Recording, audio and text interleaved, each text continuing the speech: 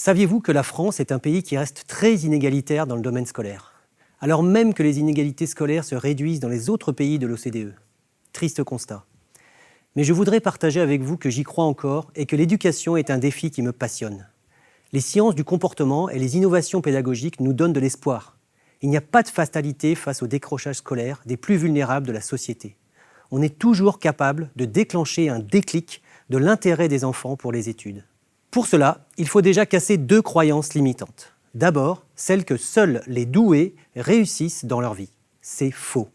Parmi les 400 grandes figures de l'histoire dans tous les domaines, ce n'est pas le quotient intellectuel qui a déterminé leur réussite, mais la pratique continue de leur activité dans une quête constante d'amélioration.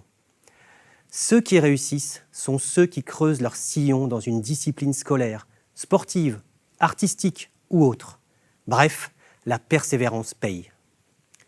Ensuite, celle de croire que nos capacités sont figées.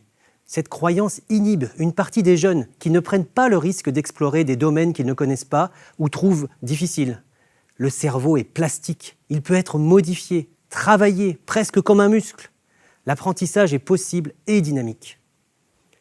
Ensuite, je vous propose une méthode qui augmente de 70% la capacité de transformer une intention de réussite en une action, en 4 étapes.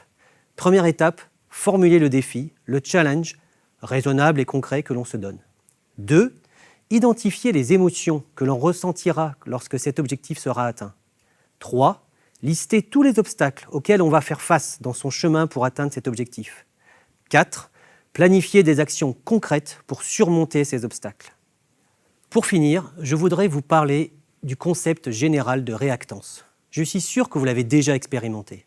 C'est un mécanisme psychologique qui nous empêche d'écouter, voire nous fait rejeter un conseil ou une direction donnée par une autorité afin de préserver notre liberté.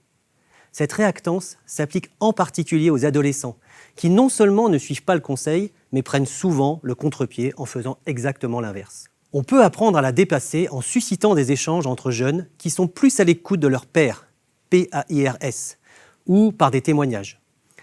Les pistes ne manquent pas. Continuons à parier sur les jeunes, porteurs d'avenir, et sur les progrès toujours possibles dans nos capacités éducatives.